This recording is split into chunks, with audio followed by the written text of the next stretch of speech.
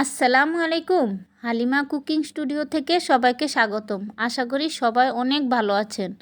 আমার আজকের রেসিপি দোকানের মতো মুচমুচে আলুর চপ। একদম সহজভাবে দেখিয়েছি। আমি জানি আপনারা সবাই বানাতে পারেন, কিন্তু আমার রেসিপিটা শুধুমাত্র নতুনদের জন্য, যারা এখনও বানাতে পারে না। চলুন মূল রেসিপিতে চলে যাই। চপ তৈরির জন্য প্রথমে ব্যাটারটা তৈরি করব। তার জন্য একটা বাটিতে নিয়ে নিলাম মেজারমেন্ট কাপের 1 কাপ বেসন। বেসনটা আমি এখন চেলে নিব। চেষ্টা করবেন চেলে নেওয়ার জন্য।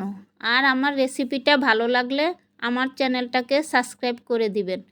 দিয়ে দিচ্ছি 1 টেবিল চামচ জিরার গুঁড়া, 1 টেবিল চামচ হলুদের গুঁড়া, 1 টেবিল চামচ মরিচের গুঁড়া, 1 টেবিল চামচ আদা রসুন বাটা। দিয়ে দিচ্ছি স্বাদমতো লবণ, সামান্য একটু বেকিং সোডা। এখন সবগুলাকে একসাথে ভালোভাবে মিশিয়ে নিব। মিশানো হয়ে গেলে অল্প অল্প পানি দিয়ে ব্যাটারটা বানিয়ে নিব। আর একটা কথা বলি, আপনাদের জন্য এত কষ্ট করে ভিডিওগুলো বানাই, আপনারা তো দেখেন কিন্তু আমার চ্যানেলটাকে সাবস্ক্রাইব করেন না।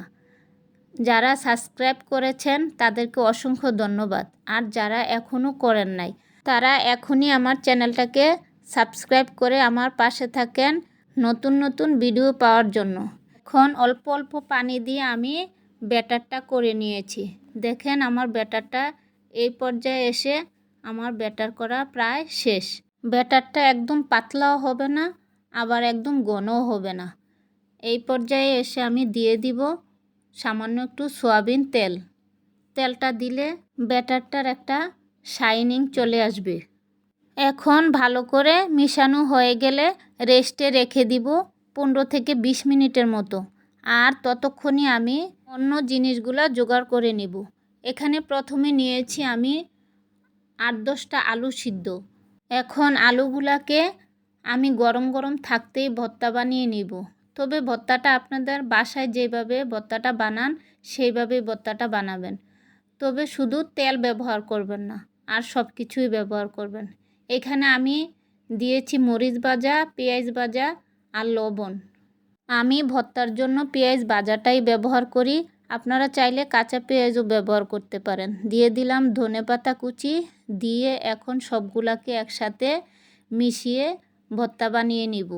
এখন চপ বানানোর জন্য একটু একটু করে কেটে চপের শেপ দিয়ে নিব। চপের সাইজটা আপনাদের পছন্দের মতো দিয়ে নেবেন, ছোট বড় যে যেভাবে করতে পারেন। সবগুলা চপের শেপ দেওয়া হয়ে গেছে। এইভাবে সবগুলো চপ তৈরি করার পর আপনারা চাইলে ডিপ ফ্রিজে সংরক্ষণও করতে পারেন। তবে আমি সংরক্ষণ করছি না, আমি সবগুলা চপই ভেজে দেখাবো। এখন চুলায় একটা হাঁড়ি বসিয়ে দিলাম। হাঁড়িটা গরম হয়ে আসলে দিয়ে দিব পর্যাপ্ত পরিমাণ সয়াবিন তেল। তেলটা একটু বেশি লাগে কারণ আমরা ডুবো তেলে আলুর চপগুলা ভেজে নেব। তেলটা গরম হয়ে আসলে দিয়ে দিচ্ছি আলুর চপগুলা ব্যাটারে ডুবিয়ে ডুবিয়ে 4 পিস করে করে আমি এখন ভেজে নিব। আপনারা চাইলে আরও বেশি করেও ভেজে নিতে পারেন। আমার মনে হয় অল্প অল্প করে ভেজে নিলে ভালো হয়, একটার গায়ে আরেকটা লাগে না, তাই দেখতেও অনেক সুন্দর হয়। তবে চুলাটা মিডিয়াম হিটেই রাখবেন, কারণ হাই হিটে রাখলে পুড়ে যেতে পারে। কালারটা ডিসকালার হলে সুন্দর দেখায় না। তবে মিডিয়াম হিটে রাখলে কালারটাও দারুণ আসে। দেখেন আমার সবগুলো আলুর চপ এইভাবে ভেজে নিয়েছি। মাশাআল্লাহ, দেখতে কি সুন্দর দেখাচ্ছে। দেখেন সবগুলো চপ একরকম হয়েছে। দেখেন কতটা ক্রিস্পি হয়েছে। আশা করি আপনাদের কাছে আমার রেসিপিটা ভালো লাগবে। ভালো লাগলে আমার চ্যানেলটাকে লাইক কমেন্ট শেয়ার করে দিবেন। আর সবাই অনেক ভালো থাকবেন। আল্লাহ হাফেজ। আসসালামু আলাইকুম।